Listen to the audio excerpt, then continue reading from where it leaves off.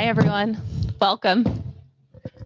I'm going to try to remember to project because this isn't a working mic in the sense of making my voice go further out. Well,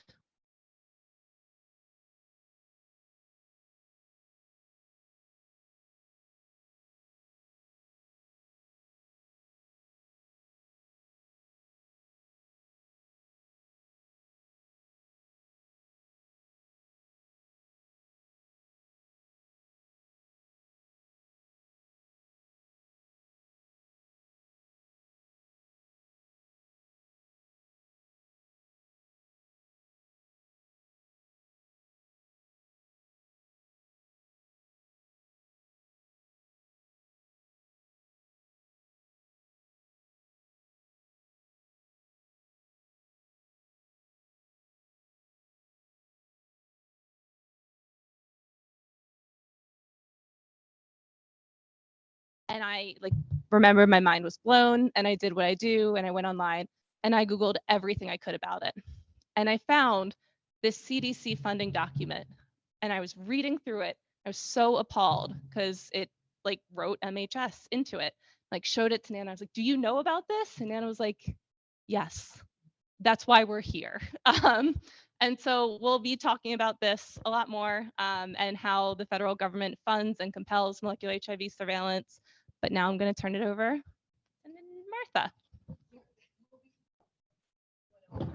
Sure. Hi, everyone. My name is Martha Cameron, she, her, hers, and I'm here among many organizations representing people living with HIV caucus.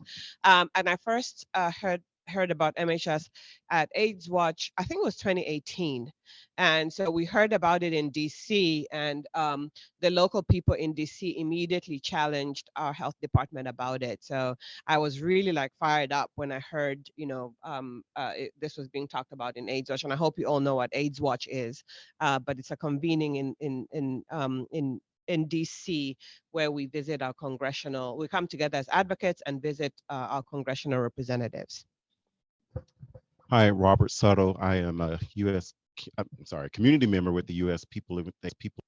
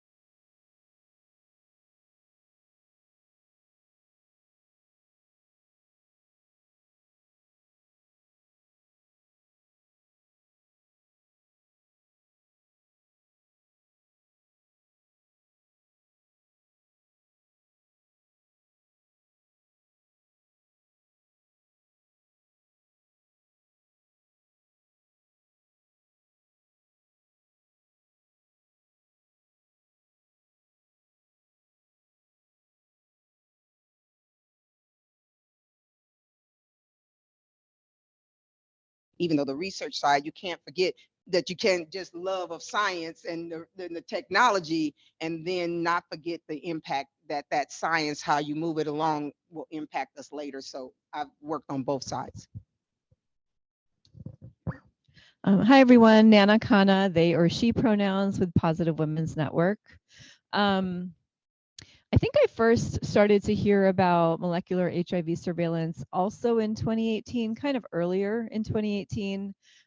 There was a paper that came out that Project Inform, if y'all remember that organization out of San Francisco. They're no longer around, unfortunately, but they had commissioned a or been commissioned basically to put together kind of a consensus paper from allegedly like the HIV community on this form of surveillance that the CDC was planning to roll out in a really broad way. And then this paper came out, and we started asking at PWN, hey, did anyone know this was going on? Who was involved in this? That they're speaking for community. And we looked at the organizations and the list of people who had been involved in these consultations, and there were like, out of 50 people, there was like one person living with HIV in the mix, and it was somebody who was like a CEO of a very large organization and not very connected to the grassroots. So that kind of set off some alarm bells, and we started to do some more digging, and I'm sure we'll talk about that more today. Thank you, everyone.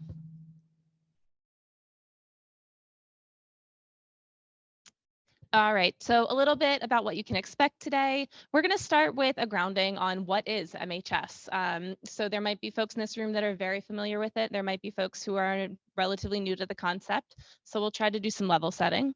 And then we'll go over some concerns about MHS. And then we're going to go into a discussion. It says pair share here. Ignore that. We're not doing that. We're going to do a large group discussion so that our folks who are visiting or with us online can also participate. And then we're going to talk a little bit about how to take the advocacy home. All right, so first off, I'd love to just get a temperature of the room. How many people know what MHS is? Okay. And I'm wondering if we could get a couple of people to just tell us, what brought you to this workshop? Why are you here?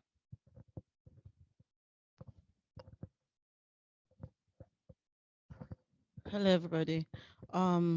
I just started saying it recently this year, and I just got curious because I know it has to do with exposure of identity of people living with HIV. So and I wanted to know more about it. That's why I'm here.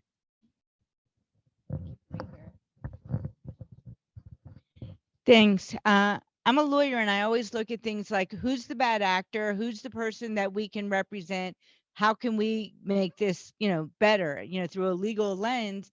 And as we were talking about at lunch, this is so insidious. It's hard to figure out who's the person that's actually harmed. And we don't want to wait till we see the actual harm. So I'm here to think through some ideas about how we could proceed. Thank you. Hi, my name is Sylvester, and I also heard about MHS early in 2018 because of the Virginia Department of Health.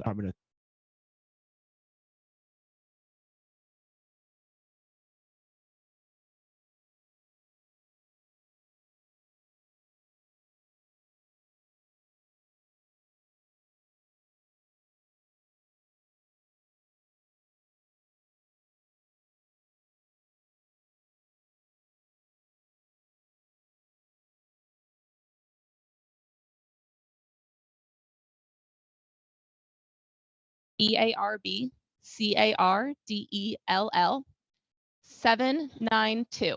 So you're going to text that to the number 22333. And then once you text Barb Cardell 792 to that number, you're going to be able to participate in this survey. And so we're trying to get a feel of a couple of folks in the room. A good number of folks have heard about MHS before. We want to know how you feel about it. So if you are very, very favorable, you think MHS is a great idea, you'll put in A, B for somewhat favorable, C for neutral or unsure, D for somewhat opposed, E for very opposed. And I'll give folks just a couple of minutes to do that. Yes.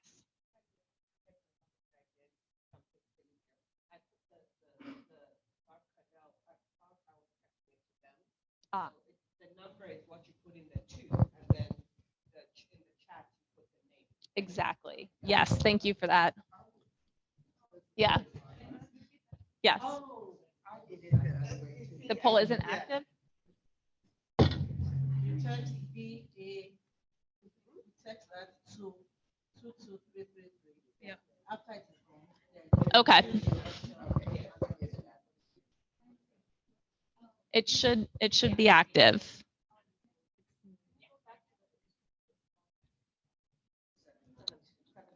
Barb Cardell 79. There we go. It's working. We're seeing responses come through. I don't believe they have to be. I don't think that matters. All right. So again, in the 2 line, you're putting 22333. 22333. And then in the text of it, that's where you write Barb Cardell 792. All right. So we're seeing folks who are somewhat opposed, who are very opposed.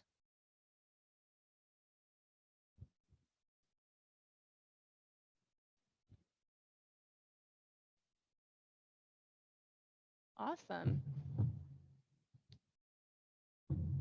Well, great. So I guess we're done. This was a good workshop. Thanks, everyone. Glad we're aligned.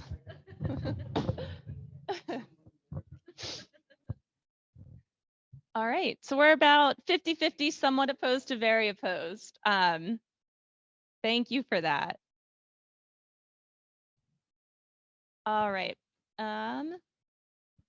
Okay, so what we're going to be talking about today is molecular HIV surveillance. And so I'm going to give you a little definition of what MHS is.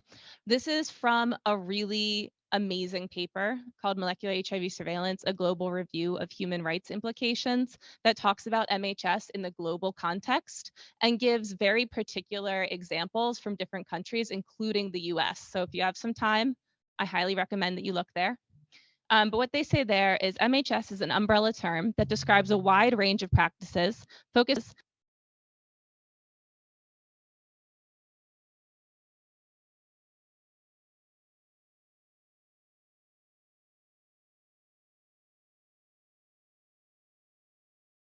the term MHS CDR, molecular HIV surveillance, cluster detection and response.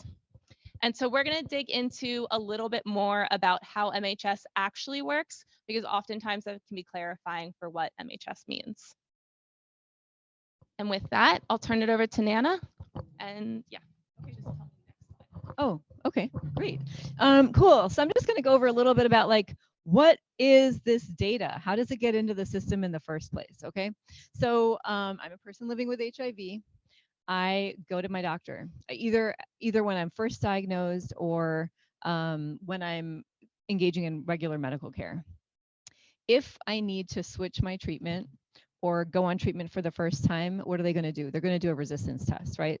To make sure that they're giving me meds that will work for my virus. So my provider is going to order a resistance test. In order to do that, they take my blood. They basically sequence my blood. They sequence the HIV virus, like the genome of the virus, to look at exactly what mutations have occurred or haven't occurred, because when you take medication, you can develop resistance through mutations. So they're basically looking at that. So that's what this step is. The laboratory is performing genotypic testing. They're putting together a genetic sequence, they're comparing it to see if there's any mutations so that they can make a recommendation. So my provider can make an informed recommendation to me about what medication options I have available. So that information is going to come back to my provider so that they can give me advice and guidance, right? About what I might want to take. But also, that HIV sequence that they get is also reported to the health department. It goes to state and local health departments. It also goes to CDC. CDC gets all of this data in a large database. It's my personal information has been removed at this point by the time it gets to CDC, but they're basically looking at all of these long genomic sequences and they're comparing them. Their computers are doing this. Humans are not really doing this. Computers are doing this really fast. And what they're looking for is, are there genomic sequences that are really similar to each other that are showing up within a short amount of time? So technically what they're looking at is within like a 6-month period, are there multiple sequences coming in that have less than 0.5% variation between them? So it's like 99.5% similar, right? Because that what it means to them is that maybe it looks like these viruses are related to each other. like they are either from the same source or like somebody, there's somebody in the mix that like probably somebody got it from somebody else, or both of you got it from somebody or whatever. So they're using that to basically inform public health responses at that point. So this is what they call clusters. When they identify a bunch of sequences that seem to be closely related to each other, they call that a cluster. Have folks heard the term cluster used? How does it feel to be called a cluster? I know. Clusters can be so sweet, but not HIV clusters. So basically then CDC goes back to the health department and says, hey, it looks like there's a bunch of viruses like in your area that are related. Or they can also compare it across state lines, because this is CDC, right? This is federal.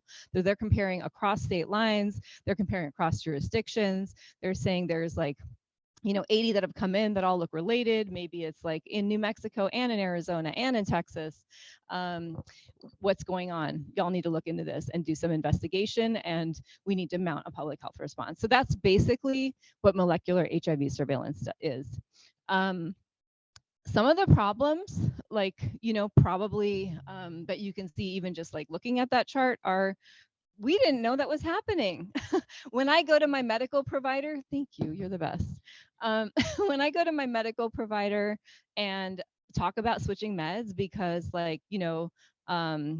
because my Biktarvy is like making me gain weight and feel miserable, and I'm like, I need some better options. This is for real, right? I don't necessarily know at that point that they're going to be reporting my data to CDC, and it's going to go into this database that I did never consented to. So anyway, we'll talk about that more. Yeah. Yes, please. In some jurisdictions, I'm not sure, it was everywhere. They stopped just doing it only when you're resistant. It became routine that they started collecting this without our consent. So they would draw the blood and you wouldn't even know that your genomic testing is being done. It wasn't just because a few of us become resistant only at certain times, but in like my health department, this became routine collection, the genome. Yeah, thank you. You can hold on to that. Yeah. I'm sure you'll have more to add. So we can go to the next slide. So I think this gets to the point of where is MHS being used? I see your hand. I'll come back to you in a second. Thank you. So where is MHS being used? Well, it's really being used in many places at this point. Not just in the US, but globally, because we like to export things that are really bad for the rest of the world. We do that a lot. That's what we did with HIV criminalization laws too. So MHS is just another example of an oppressive public health practice that has been exported around the world as well. And then here in the US, there are it's being used in like pretty much every jurisdiction at this point. And that happened because under the Trump administration, when the Ending the HIV Epidemic Plan was introduced in 2018, molecular HIV surveillance basically became a key and required component of the national HIV response. And that's what Kelly was talking about.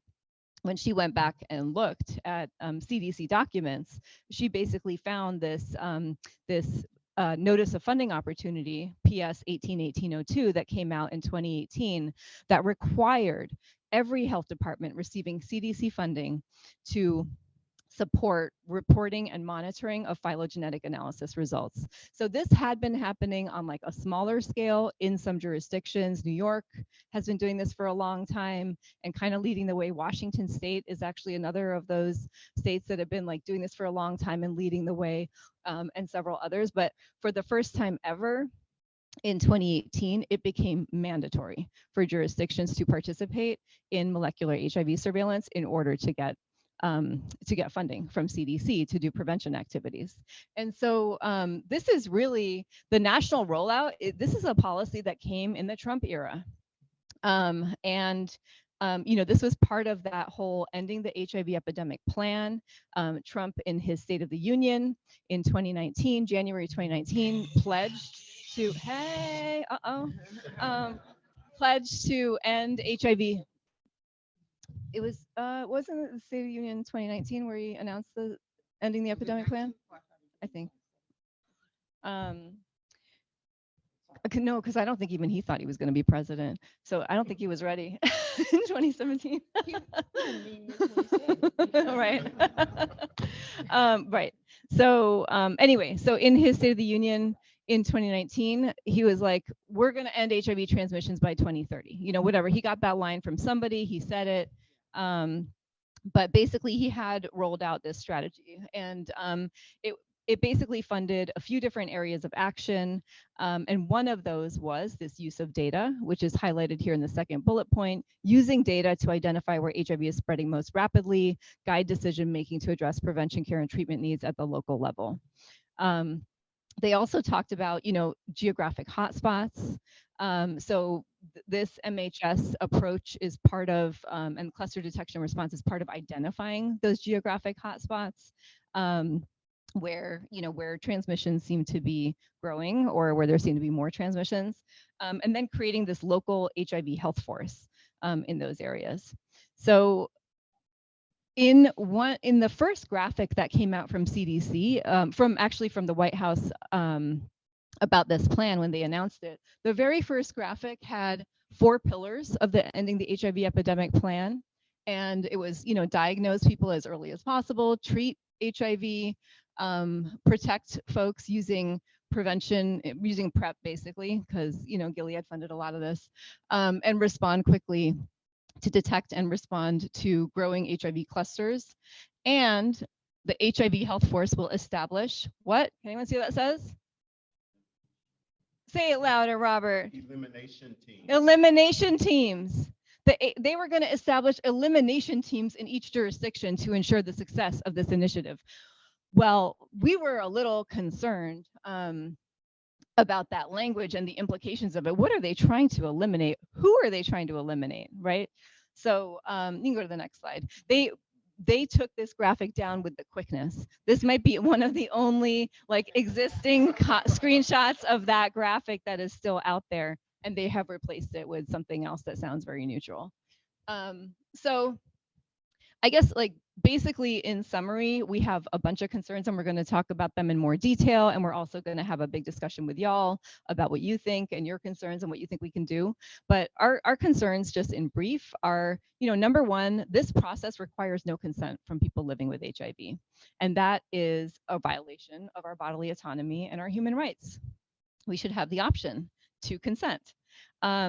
We are also concerned that, you know, we're here to talk about abolition. We're here to talk about how surveillance and state violence create vulnerability for our communities. So we have to explore, it is imperative that as advocates for decriminalization, as advocates who are trying to protect our communities from the harms of over-policing, that we examine how these kinds of surveillance and data tracking systems can exacerbate vulnerabilities, especially for Black folks, especially for Indigenous folks, Latinx folks, people who are queer and trans, sex workers, people who use substances, people who are unhoused, you know, our communities who are most vulnerable already to over-policing.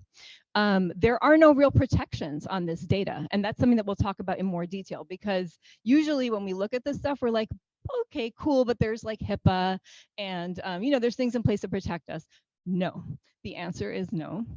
There's actually no consistent protections on this data from a state to state level.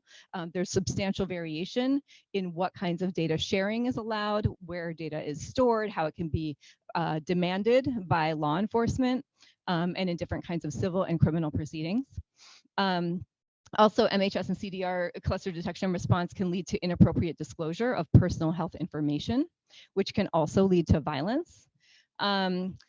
There are concerns that the focus on molecular HIV surveillance and cluster detection response can actually be exacerbating racial inequities in our in the HIV epidemic response. And we'll unpack that a little bit. Martha's going to unpack that for us later. And hey, they never talked to us about it before they did it. So there's no MIPA in this process. We've been talking this whole time, right, about what it means to have meaningful involvement of communities who are most impacted. No, CDC said they consulted. They did not consult.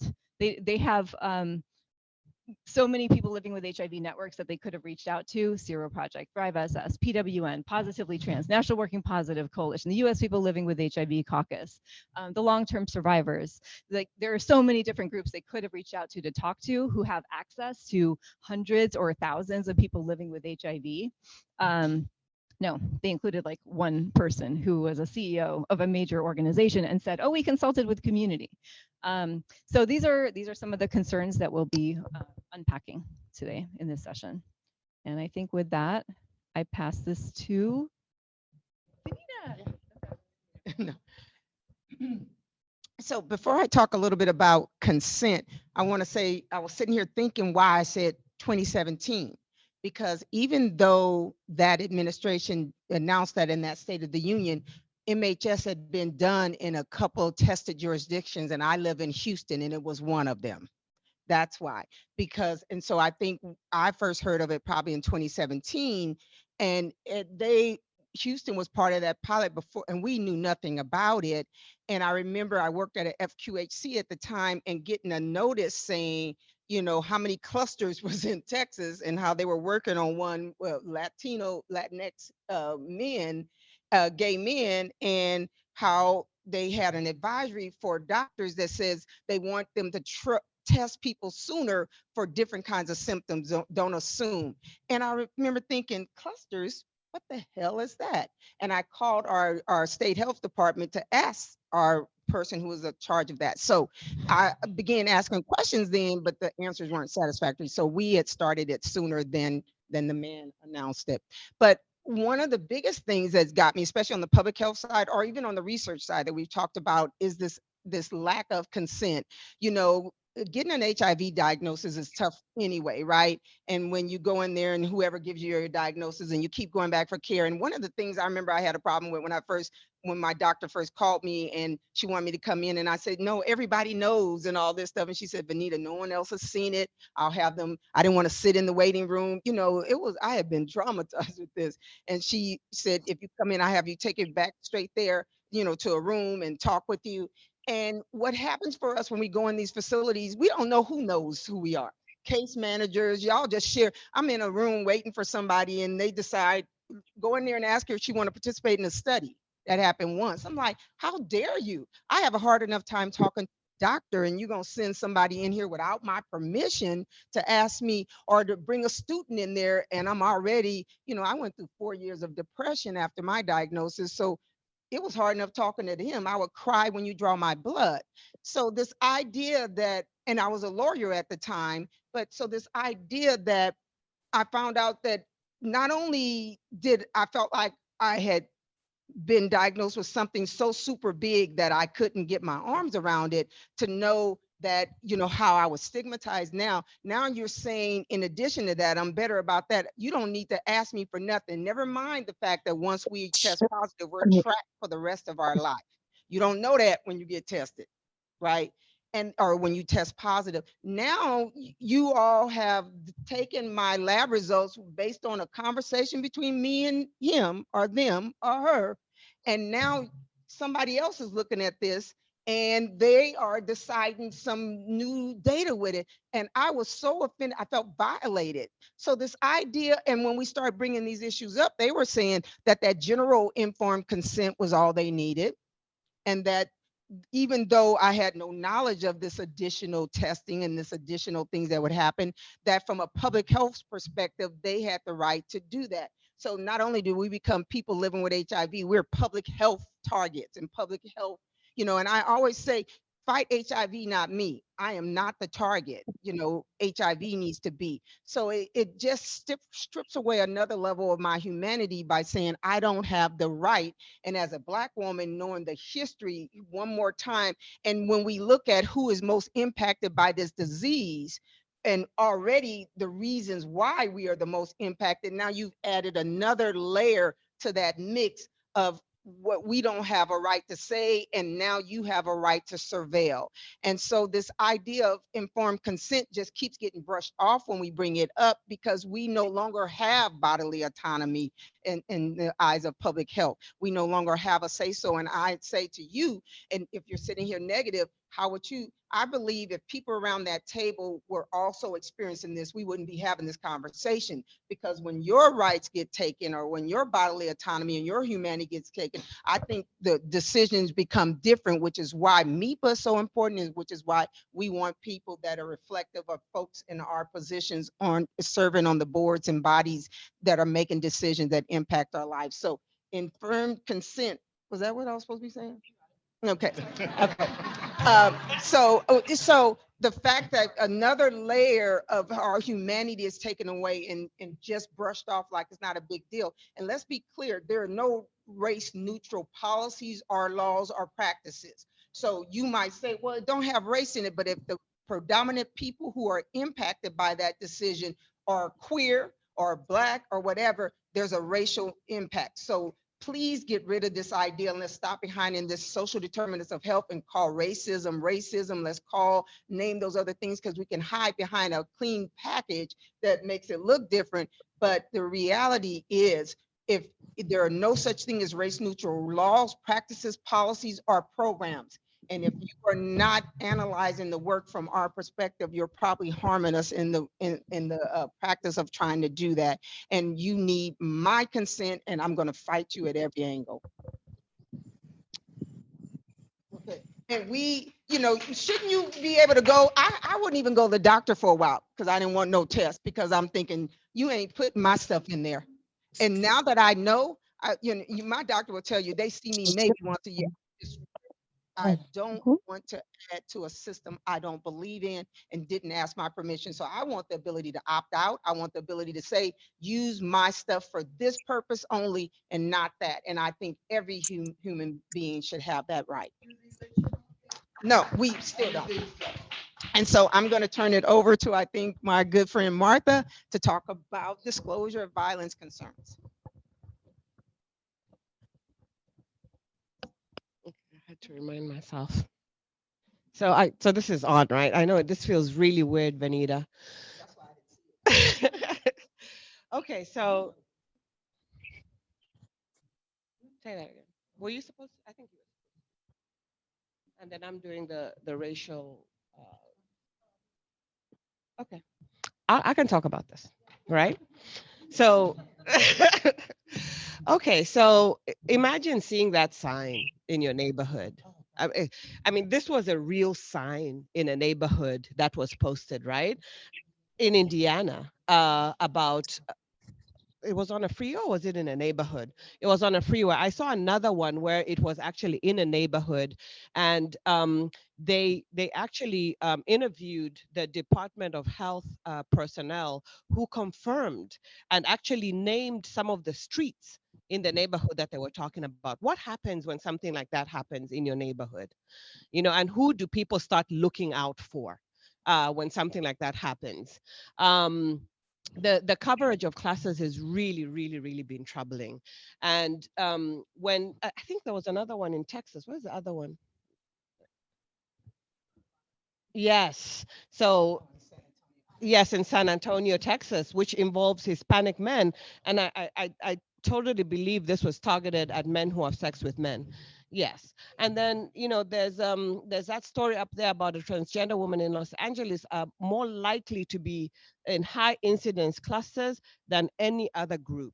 What does some of that communicate, and what does that incur? I remember in my first job ever in an HIV service agency, the first day I walked in, there had been the first homicide in DC. And that homicide was of a woman that was HIV positive. And it was related to her disclosure at work. She was a security person, and her and she ended up being killed.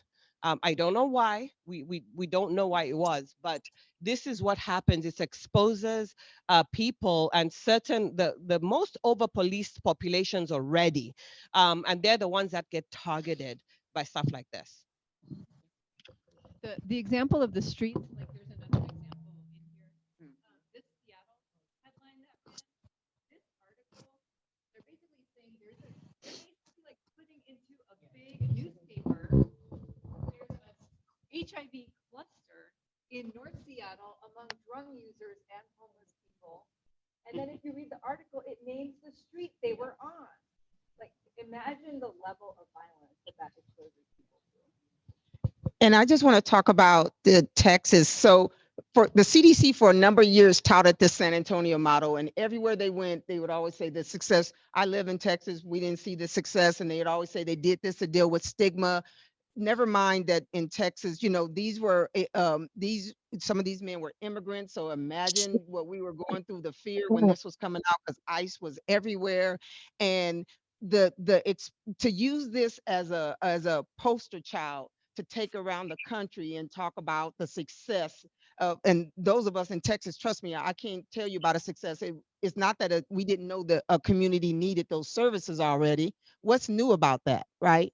But then the success of identifying and dehumanizing them in the form of a cluster that we then take around to sell some science that we haven't even analyzed the consequences and the cost benefit, which has never been analyzed. So this, when you see it somewhere, if you go anywhere else and they keep talking about San Antonio, say, well, I heard for somebody else, and you can say my name, Benita from Texas, and she said that shit was not the way y'all said that. They knew nothing about it. You didn't reduce stigma around it.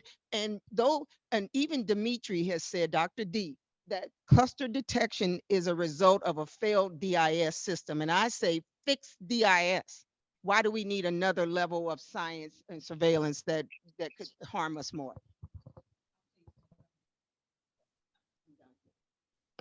I just want to highlight and make sure you all heard something that Vanita just said. One of the things we hear from the CDC, and we'll get to this, we'll get to the ways that folks often push back against MHS. But one of the things that the CDC says is like, this is a tool we need. There is no other way for us to identify these communities. And in doing so, we see the ways that folks are put in increased danger and at risk of violence. And these are communities that we already know are disproportionately likely to contract HIV. And so we already know that these are the communities that need to be reached out to for public health interventions. The cost benefit analysis here, it's weird to say that, right? Because it's disgusting a little bit to even talk about a cost benefit analysis when you're talking about the health, the rights, the security of people living with HIV, and specifically Black and brown, queer, and trans people living with HIV. But in this case, like, what is the value added? It's not clear when you're having statements like this out in public. Sorry. Yeah. And I'll piggyback on that point too. But one of the things that I was going to say, and it's kind of like been said already, is there was no additional level of surveillance needed for people living with HIV. So when you look at jurisdictional maps, or, you know, the famous heat maps, you know, so if you look at even the whole country, and they will tell you where HIV is concentrated, it kind of goes darker in the places, right? So it's red, it's pink in the areas where there's no HIV, and it goes darker in other areas. If you use that same heat map for violence, you use that same heat map for diabetes, you use it for high blood pressure, you use it for any other condition, you know that the people who are going to be disproportionately impacted live in those same areas. And so there wasn't any additional surveillance needed for you to target services in those areas. It didn't need, and then our health departments have actually been talking about how when they've been mandated to do this, there has been no additional funding. So they're complaining about how they have to figure out how to pay for some of this and remove it from other programs because now it's being mandated. Right. And so, as we know, with any type of prevention effort by our federal government or CDC, there's always the consequence of criminalization, which they don't necessarily highlight or talk about, but it is definitely one of our concerns. So, next slide. And so, as you all are aware, since being at this conference, HIV criminalization happens in many states and countries, even when there aren't HIV-specific laws on the books. But there are scientists that believe that MHS has not yet advanced to infer directionality, which meaning direction of transmission. But even if that's true, this is only a matter of time. And because the advances in sequencing technology and analysis that allow inference of directionality of transmission are likely to be available in the future. And we have some examples of that in the next slide. But judges and juries don't always know, care, or understand this science. And so, next slide. Oh, are we Mhm. missing a piece?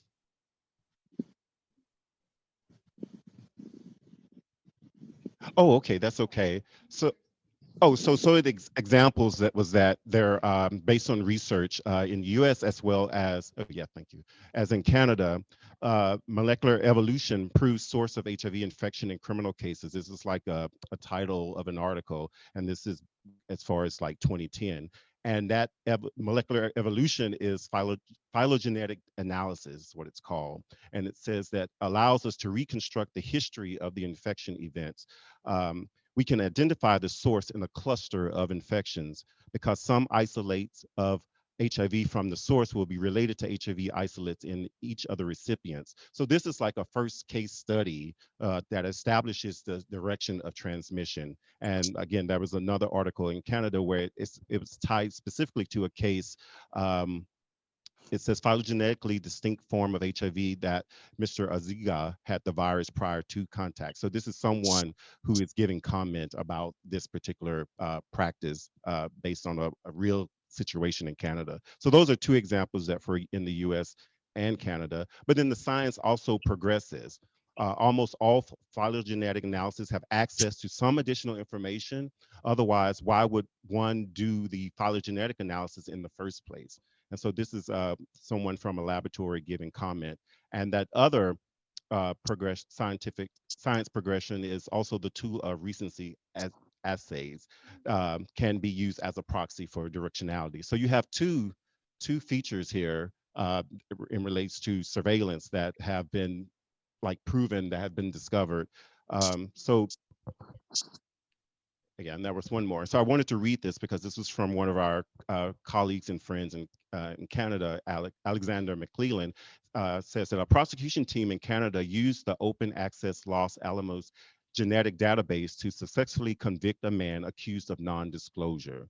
So while the judge noted that the court could not use the data to prove infection, it was helpful circumstantial evidence, is what they're calling it, that has been widely accepted in legal cases to identify relationships between genetic samples. So there is proof that this practice is, although they do it in the name of prevention, there are also consequences around criminalization.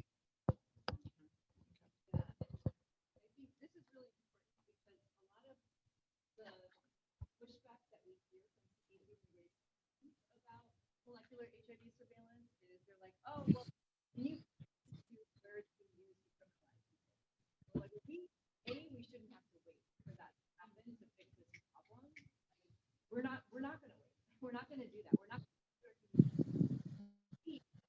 we're already showing you that like phylogenetic sequencing has been used. They are all the same kind of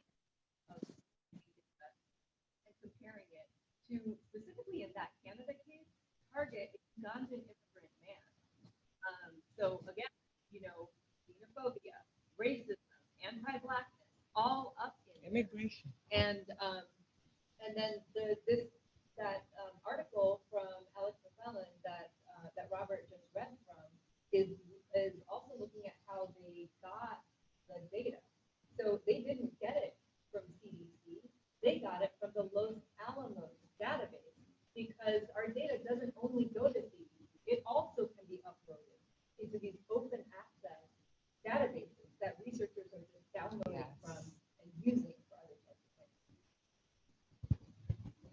And in fact, that's kind of what we'll talk about in the next slides, where we're saying, is this really data privacy and they're really laws? So if you go to the next slide, I think, one of the things that shocked us in my jurisdiction was that our health department didn't even know that these statutes provide for them to share the data basically anyhow. They have broad, allowances for the health department to share this data. And like Nana was saying, it's used for research. Like our health department was begging people in the DCC and say, look, we have this DC cohort data, we have this data, use it to do your research. And granted, it's de-identified, but here it's data that is given without consent. It's surveillance that it can be used for surveillance, investigation, or control of common communicable. This is sort of their justifications for treatment, payment, research, or healthcare operations. But most importantly, as Benito was saying, it's a justifiable public health need.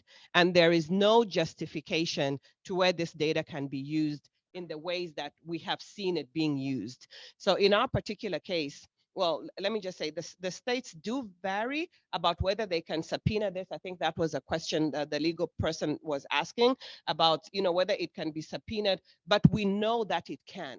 We know that it can. And especially in some cases, a person can even be requested to test again without their consent, like they can be mandated to test again without their consent. And the states do have legal authority to share this data for research, like we've already talked about. Some states require de-identified data, others allowed identifiable data, but publication has to only include the de-identified data. But you see, this is what I think Robert was talking about. A person, especially in legal cases, they can trace it back and they can subpoena the health department to be able to provide that information. And so when we first heard about this, and I tried to give an example of my jurisdiction, we said we wanted to see something in writing that said you will not share this public health data, even though you've been given permission to. And even though they did that, we know that that doesn't stop the legal courts in making sure that they can access that data, whether it's de-identifiable or identifiable. And real quick, I'll also add, I think Nana mentioned HIPAA at the beginning. When we go to the hospital, now it's actually a little pad, right? This says that you agreed to da-da-da-da, sign. This says you agreed to da-da-da, sign. We don't read the fine print, but even when we used to read it, the HIPAA law says that they will not share that information with my partner, if I'm over age, with my family or anything like that. But it actually gives them permission to share with other providers and health departments to help you in your care. And so that also gave them permission broadly, because I questioned one time, I said, we were talking about withdrawing my consent. Where is it that I actually gave consent for my genomic information to be used? I give consent for my blood to be drawn. They'll ask you, what's your name? Repeat your name, Martha Cameron. Date of birth, you repeat it, and then they draw your blood. I don't remember ever saying, you can also take my genomic sequencing, but apparently we did. Wait, I know who's next, but I want to lay this out. Why aren't we the already harmed person by you? First of all, we gave a consent. It wasn't informed. To me, that's an assault, But secondly, you have violated my privacy and my protections by doing that. Why aren't every person living with HIV already harmed? I know you look for a different kind of injury that, individualized injury. And I'm saying the new look, we are individuals and we have been harmed by having our privacy violated without, we believe, the benefit of an informed consent. So I want to challenge that thinking that says there is no harm when I've already been harmed by you being able to use my bodily fluids in a way that I did not give you an informed consent. Consent by itself is not informed. And the fact that it isn't informed, I don't. But I do realize we do a lot. I call them contracts of adhesion, where you don't feel like you have the right to say no, because if you want it, you got to say you want it, and it don't matter if you want to read it all. But I still say the harm is already there. My consent wasn't informed, and you have violated the consent by not doing what I asked or not informing me in a way that made it informed consent. Who's next? But it's not there. That's specific. And I know that's not what lawyers look for, but I'm saying we're all harmed. We're all a class. I think we're all a class already, and we've all been harmed. And the harms are continuing without that informed consent. So we're looking for a lawyer for a class action She lawsuit. knows. We're looking for Rhonda knows I'm looking at it. I just want to get the creative juices. We got to get creative. That they know the loopholes. They know what this, how squishy is, and I'm saying to you, the case is there. There's no informed consent. Never mind, it's not easy, but our lives aren't either. And this kind of practice will continue until somebody makes them stop. And I'm gonna tell you, the CDC in a meeting, well, we can talk about that later, a meeting in what was that, last year? You know, and where we were talking more about it, why did they have their attorneys in the room? Office of Civil Rights in the room. But if there's, they did. They were in my breakout group. I said, isn't that interesting? You're a lawyer. Why are you here? You know, I'm just listening. No, they're not just listening. You know, they're not. They were in the room for a reason, because there is some liability. And I just thought it was interesting. Who's next? Emma. Yeah, you know, just say whom on that. Whom. The fact that the consent wasn't informed. Never mind, you say you don't need my informed consent. You didn't get an informed consent. You didn't get anything. You don't. You say I consented already. I say I did. Yeah. Next slide. So we kind of already talked about this, right? That we know that the data that they're trying to collect and reflect is already looking at the most vulnerable communities. One of the things that this slide talks about is mistrust. I'm pretty sure it's on this slide somewhere, right? So we know historically what has happened to us. We know historically how our bodies have been used or abused for research, and we know why our community already mistrusts the medical profession. And now that our community, if our community would understand what it means, that our consent is not being taken, and our body and our blood is being used to do all this, how would that impact our attitudes towards care? You know, we're already having trouble, especially getting Black women, for example, on PrEP. Why? Why has this happened? We know that how PrEP was rolled out and how it was researched and how it was done did not even include women. Well, it kind of did, and then they left us out. And we know that the new PrEP didn't even include women in its clinical trials. But I'm talking about this historical mistrust of the medical profession, because we know that CDC undermines trust in the healthcare system and public health infrastructure, especially for our folks. We also know that some public health officials have expressed that they're reluctant to conduct CDR because they know who it impacts. They know that it's already going to go into those over-policed communities in our, in our jurisdictions. But we also know that they're not being funded they're not being given extra money to do it. So I think we kind of talked a little bit about all this, except to, just really emphasize that it's impacting already disproportionately advantaged communities.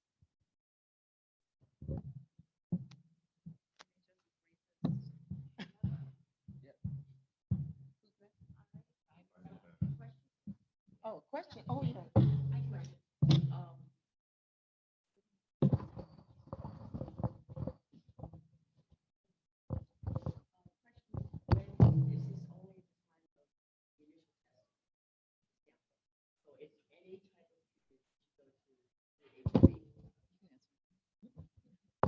It's anytime you have a resistance test performed, they are going to run your sequence again and re-upload it. Yeah.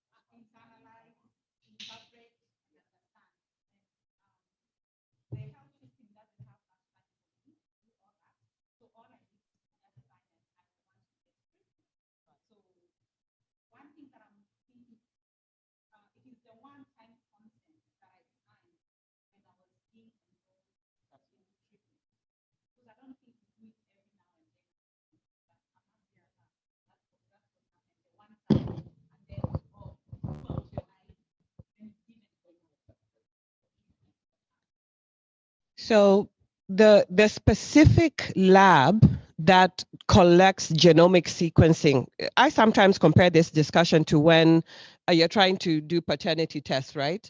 You know, and you're trying to prove that someone's a father. Well, now there are all these ancestry.coms, right? That you put in that information and it will forever live there. And anybody that might show up, if your father had 10 children somewhere else and that genomic sequencing becomes close enough to that, they'll tell you you have relatives, you know, in other places that you didn't even know about. So they will have collected, the only time they will collect genomic sequencing data is when you have resistance. And once they get that, yes, you're in the system forever and ever.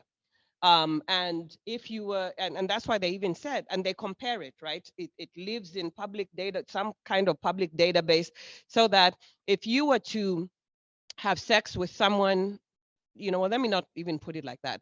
If it was to show up, yeah, that your genomic sequencing data shows up, you had, you know, relations with someone in this state and it shows up in another state, they can find that now.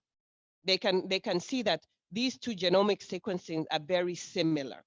What I hear is that now, and I don't know whether this has changed, but we know in the DMV, they started not just collecting it when you are, um, it's when you are resistant.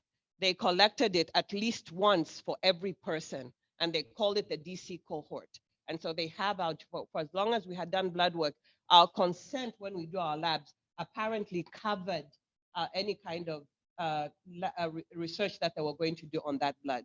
So that's why we fought. I never remembered giving consent for any genomic sequencing of my blood, but for somehow it was covered at some point when it was taken from me.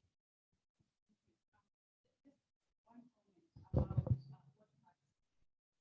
just thinking how we are used to enable some situations. Like, for example, not Seattle, pasta. We are part of the public health discussion in King County and part of the ending the epidemic advisory group that we review all these reports and consent to some of the interventions that were being taken to this specific street in North Seattle.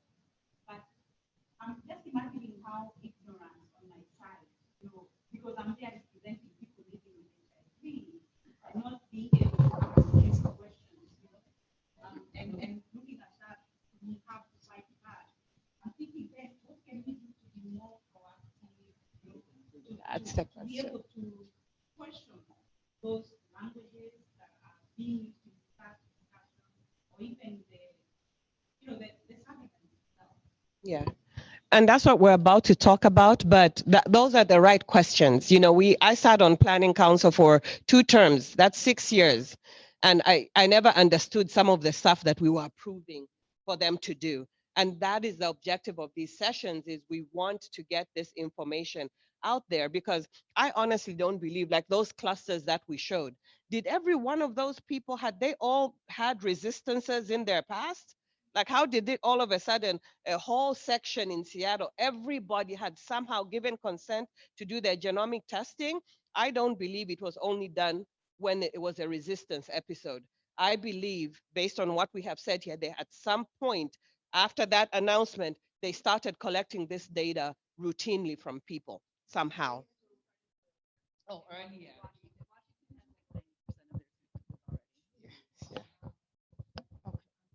So, oh,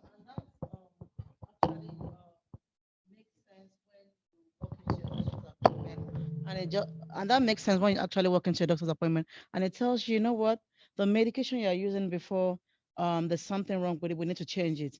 Without you even thinking twice, like, okay, this is my doctor. He knows what is best for me. Okay, they already had a meeting. They already know what they wanted, right? And they know that all they need to do is just to change your medication, and you'll be in the list, right? And boom.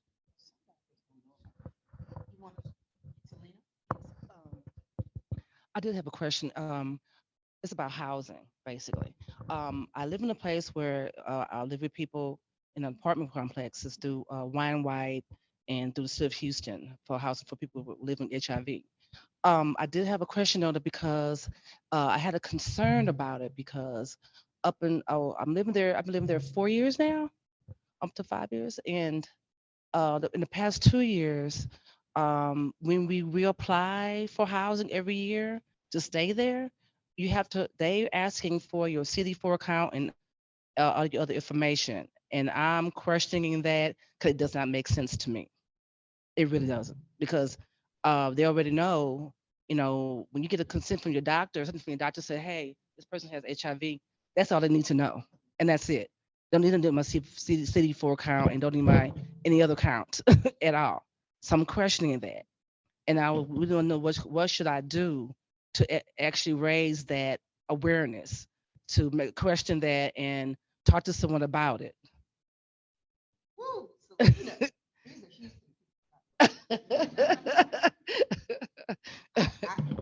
are I, I think you're saying you have your own answer. Yeah. See what happens, refuse to give it, question why they need it. Don't refuse, just Why? ask, why do you need that?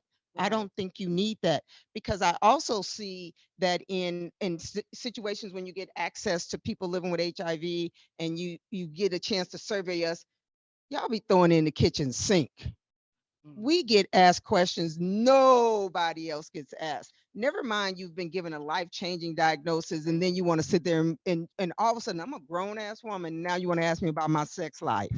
Exactly. I think I that's what it mean, is. there's no other instance when you walk into a room that people feel that they're entitled to know.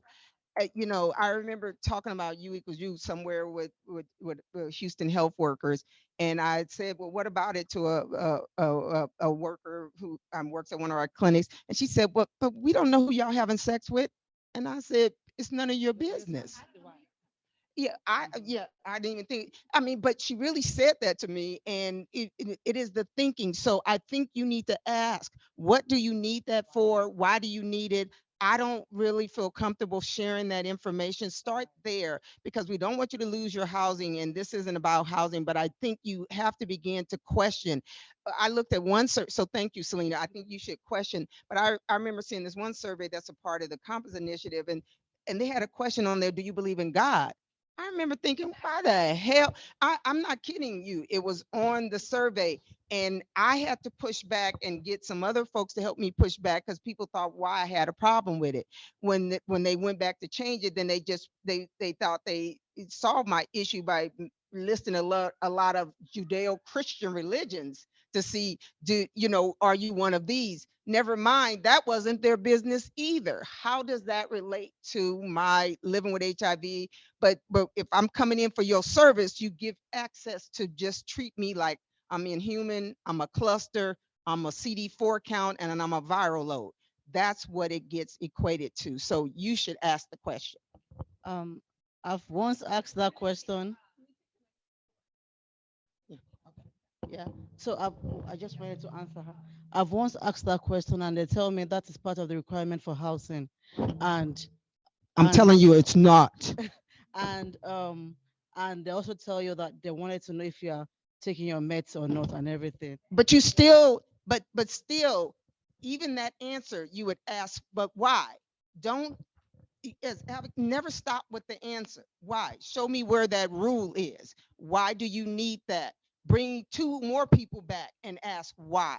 You bring three people, sign a petition and bring it back. So don't accept the answers that don't make sense, because they probably don't. I wanted a clarification, and then I had a question. You mentioned that the information is declassified, that they are collecting, or is it name identified in some places? Clarify that.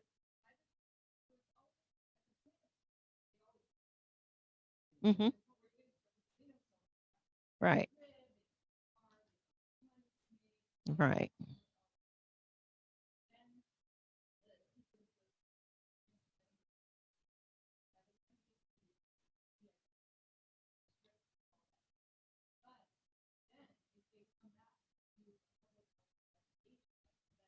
Mm-hmm. Mm-hmm. Okay. Okay. And the other part, I mean, I don't understand why they're needing all of this. They were already collecting data. I mean, they collect epi data and they report on epi data. So I just don't understand why. The health department, if the health department, I just kind of heard in our area that the health department was going to push back and was not going to provide the information. However, if you're receiving federal dollars, are you forced to provide the information? Are you mandated to provide it?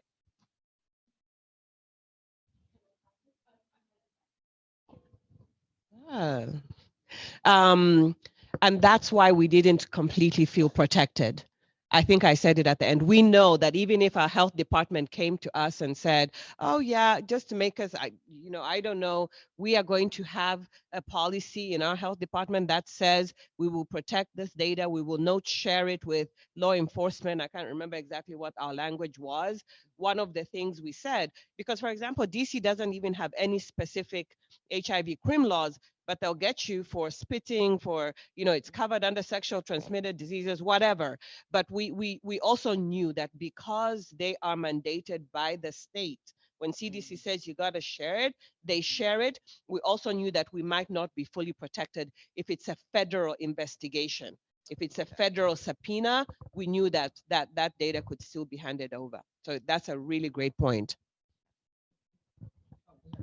And I want to say too, the sharing data is state specific. So each state has their law. I think there's someone over here if you want to get one. And and I'll say you should check your state. In 2015, one of the laws we fought against and won, they wanted to be because our state says they won't share with law enforcement. They want to make an exception and share certain confidential medical records with law enforcement pursuant to first they said just a grand jury, then they said criminal proceedings. So you know which confidential medical records they wanted to be able to share was ours. And because when you looked at the legislative history, they were trying to be able to introduce the HIV records of a guy that was being charged with sexual assault of a minor. And so he was a child molester who happened to be living with HIV, and they were trying to introduce a law that would get us all in this subpoena to be able to introduce his information at trial. So look at your state specific law and figure out what, because we're going to talk a little bit, and I think you're doing data protections. Right. Oh, okay. Because all the data protections and uniform information sharing is a problem, and we have no protection. We don't know each state by state, and the CD says we're encouraging them not to share it. That's as far as they go. So you don't know who's going to be sharing unless you look at your state and see what the laws are, and then continue to fight, because this one came up. You wouldn't even notice it if we didn't have a champion who said, y'all might want to look at this language, because HIV was nowhere in there. Right.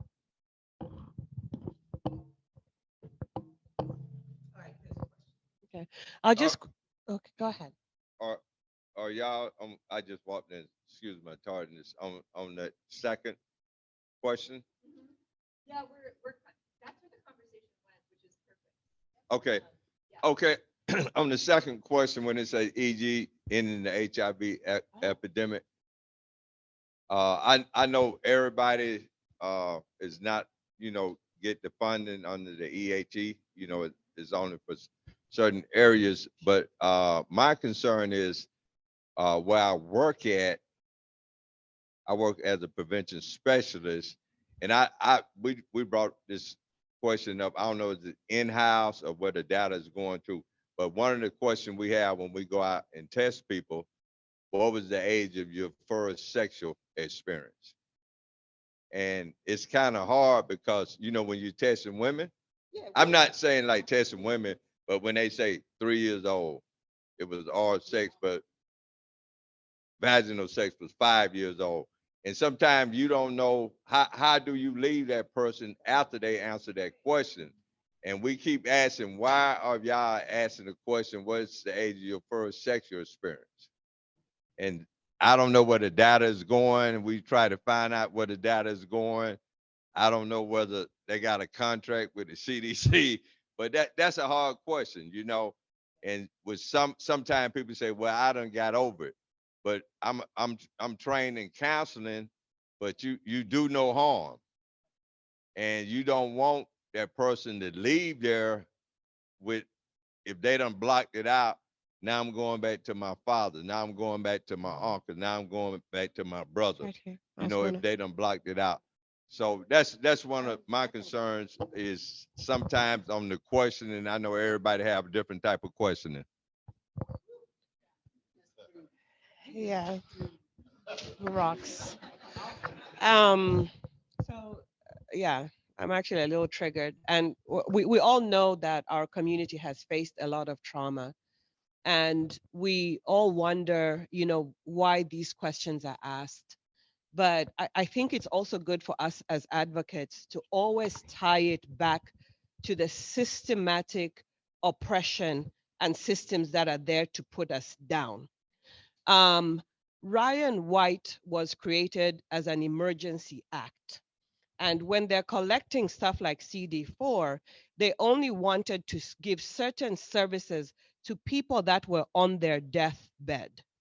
You know, that's how you qualified for disability or you qualified for a bed because you were on your way out. You're about to die. They did not expect you to live anytime, you know, much longer. And we know that we have evolved. Why we as a caucus and networks of people are fighting for quality of life is because now we know that all this stuff is unnecessary. Even the eligibility, right? People stay unemployed because they want to continue getting services. They're afraid to come out of poverty because they feel that that's the only way they're going to get that HOPWA, they're going to get the services, they're going to get the housing. And so this is a larger fight. This is the call to action, really, why we're here.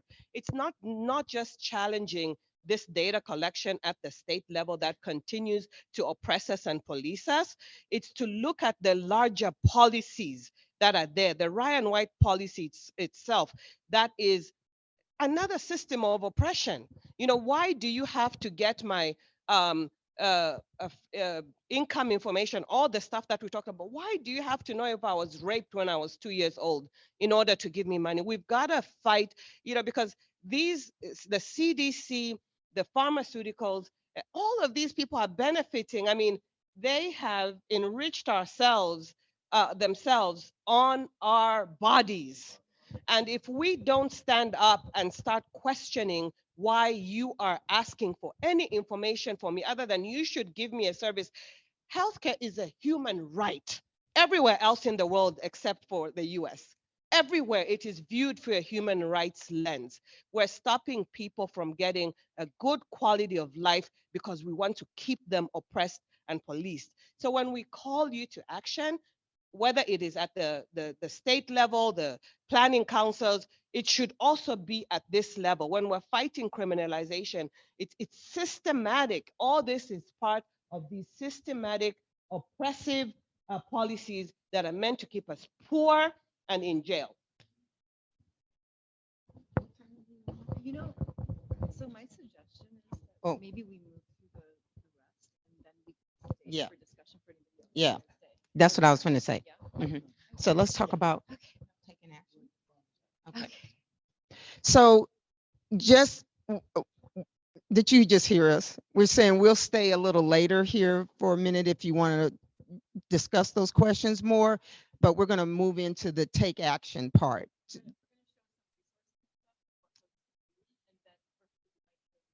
Yeah. So next slide. So here are some, and folks specifically asked about some things you could do. So if you got your phone, pull it out because we have a sign on. We have asked and been asking for a number of years, and they keep telling us stop asking, but we're not, for a moratorium on the practice and use of MHS until they can respond to our human rights concerns. Okay. And so we want you to sign on. We want you to share it. We want you to start talking about it. Don't come here and sit in that chair and listen to us and think your job is over. We need a bigger army. Okay. So we want you to sign on. We want you to be uplifted wherever you go. And if you don't know enough, here's some, you ain't got to know it all today. Call, send an email. Here's some information for you. So we want safeguards. We want protections. We want uniform protections. We want you to sign on. We want anytime you get a chance to demand that the CDC halt it until they respond to our requests and demands for data for privacy, for uniform protections, for informed consent. How about that? How about an opt-out? You know, acknowledge that we are people with a bodily autonomy and humanity.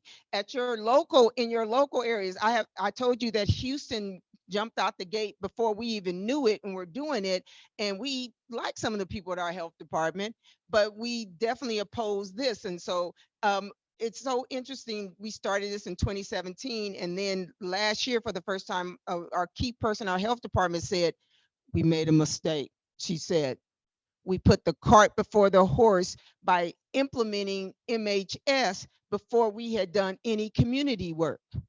We went out, and she's saying that now, and I appreciate it, but it's still already done. So we need you all to begin asking the questions in your local area. This is the best place to fight this, is in your local areas, at your planning councils. Don't let them tell you we can't talk about it. What you do is, after the meeting, you get somebody, you write it out and let them come in and do a public comment if you can't bring it up.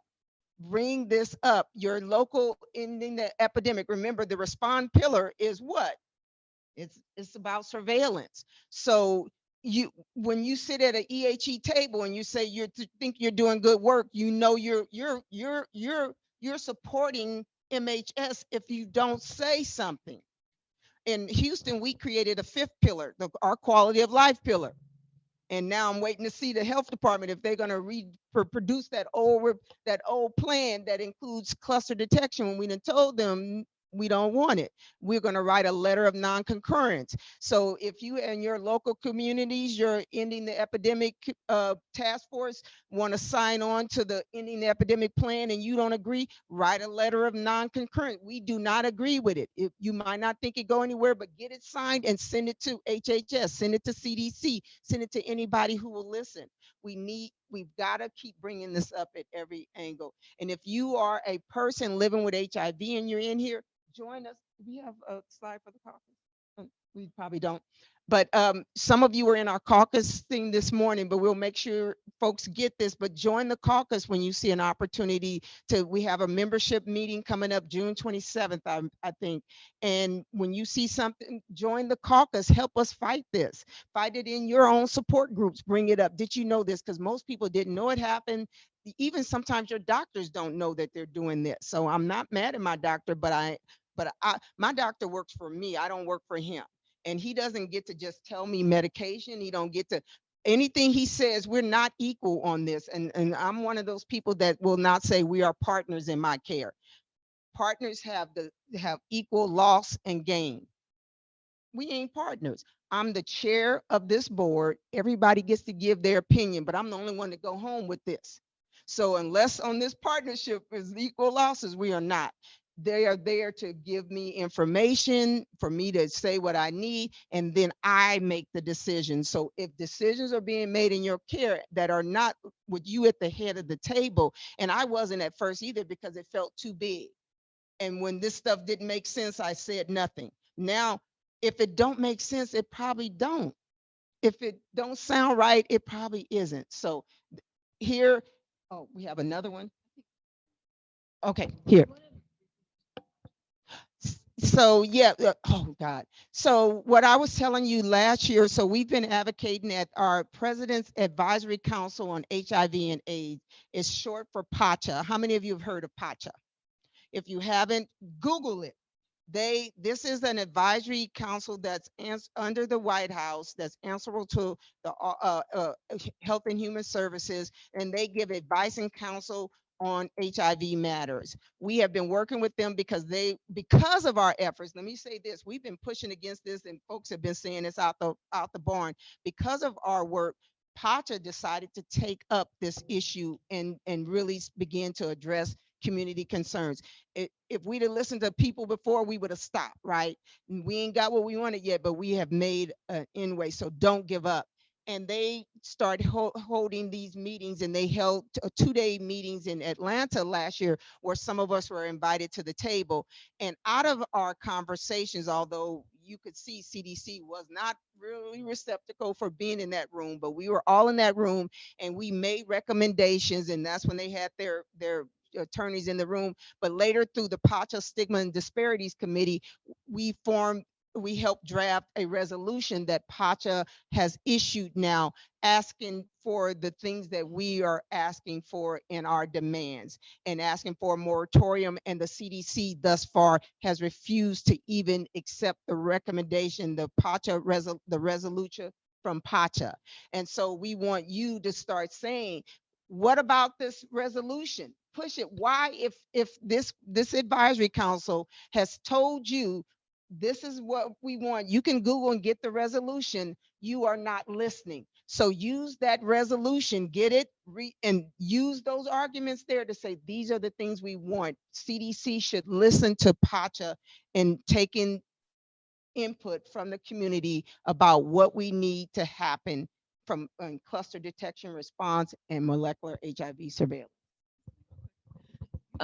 So there is actually a PACHA meeting coming up in a couple of weeks at the end of this month, and you have the opportunity to provide public comment there.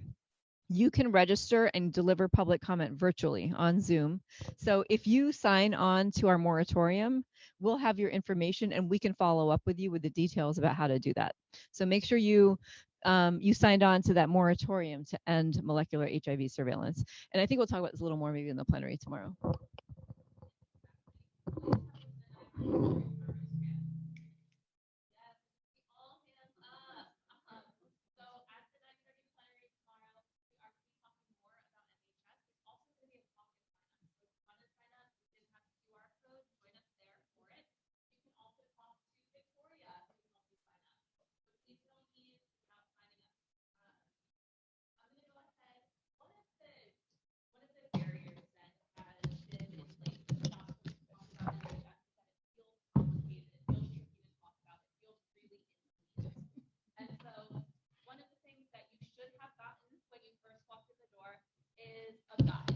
A guide about how to talk about molecular HIV surveillance.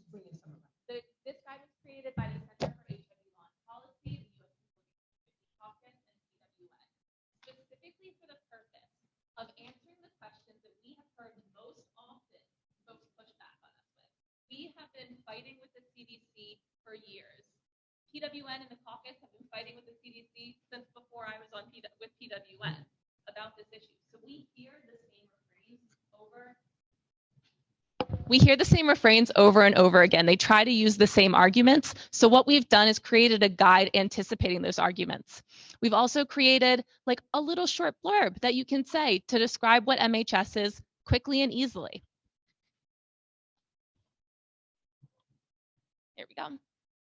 Okay, wonderful. So if you scan this QR code, you're going to get a much prettier version that's actually in color. I highly recommend that you do that. Okay, so like I said, you have a very simple explanation of how to talk about MHS, and you have a highlight of what our top concerns are. We have gone over every single one of these today. If you don't have them all memorized, that's fine, because we go into them in greater detail along with the common questions that are asked. So, for example, what we have had before, Nana mentioned this. When we talk about the concerns around molecular HIV surveillance and the intersection with HIV criminalization, and that this surveillance practice that's going on without any guarantees that this data is not going to be shared with police, with immigration enforcement, with prosecutors. Some of the pushback we hear is, oh, but that's not a real concern. Just totally dismissive. That doesn't really happen. That has not happened. They put the burden back on us. They say, point to a case. And so we have some talking points that you can push back on to be very clear that we do not want to wait for someone to be criminalized by using molecular HIV data. We need to have data protections in place before that happens. We know what happens when data is collected about people who are criminalized because of a health condition, because of who they are, because of how much money they have. We also have talking points around how how data protections aren't in place. So you can talk about, like, for example, that there's CDC guidance for sure that they provide to states around what data protections they expect to be in place, but that has no teeth. That is not law. That does not actually protect anyone. Other common things that we hear that is actually quite offensive. I think I pulled this one. No. Another thing that we hear commonly that you'll find in that brochure is that we do this kind of surveillance. It happens. We do it for things like salmonella. They actually said this, and the CDC actually said this in a meeting. Wait, Tom Leitner, I remember him saying, well, we use this technology on zoo animals. What? And there were 3 people living with HIV in a room of 50. And I said, excuse me? We're talking about people living with, but we use this on zoo animals, you know, the study. Oh my God, y'all know I was ready to throw some tables. I'm the only Black woman in the room. He was like, shine the light. That's insulting. When we're talking about people living with HIV and you will compare zoo animals to an argument I'm making. Mm-hmm. I'm sorry, go ahead. No, you should know. It's horrible. Yeah, and so there are talking points in that guide for how you can respond to the most common situations that we've heard. So what we recommend is, you know, go to your planning council, go to local bodies, start raising questions about MHS, find out how it actually happens in your jurisdiction, learn about what protections are and aren't in place, and start to really push back on why MHS is a problem and demand that MHS activities be stopped until our human rights concerns, our data privacy concerns, our security concerns are addressed. I would like to invite, do y'all want to add anything? No, I think you have it on here. Always push back if they say, you know, if you don't have an example of where it was done, always point to DC, and we can provide you the link to that law as well. Like, I think this has been done somewhere. Yep, you know, it's possible. And that was just like, Yeah, it was very recent. So I think one last thing we want to make sure folks know about is we have these super cute stickers designed by the one and only Victoria Siciliano, who's sitting there at the back, PWN's communications director. This one says protect HIV rights and MHS, which is a hashtag that we're using. This one is, does anyone remember the clusters cereal from back in the day?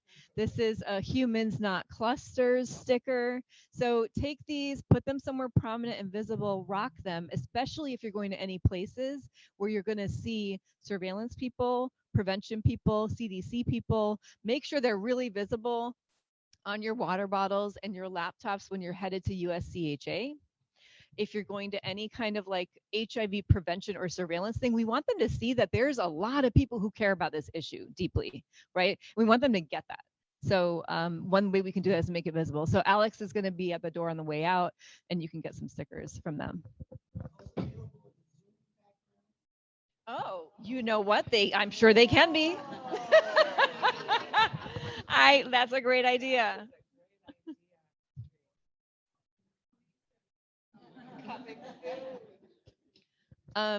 So that's the like end of our official presentation. I do want to say that like some of us are available, I think, to stay and have additional discussion with anyone who wants to stay. We want to respect y'all's dinner time also. I cannot like leave this space without acknowledging our comrade Marco Castro-Bojorquez, who really led a lot of this work with us, and yeah, in whose name we do a lot of this work. And even the graphic that was on the first slide with that little hummingbird, that colibri, that is a bird that he used a lot in his representation. He gave us that image to use. But Marco, for the last HINAC that happened, the virtual HINAC in 2021, Marco and I and some others were actually working on a presentation on molecular HIV surveillance to be delivered at HIV is Not a Crime in 2021 when he passed away. And it was just 2 years ago this week. And we, you know, literally the conference was like a few days after Marco left us in this plane. And so he was still in all the presentations, and his spirit and his guidance and his fierce commitment to communities that are so vulnerable and so policed and surveilled, and the love and dignity and human rights vision that he had for all of us that drove his work really is what the legacy that we want to continue to carry on. So thank you.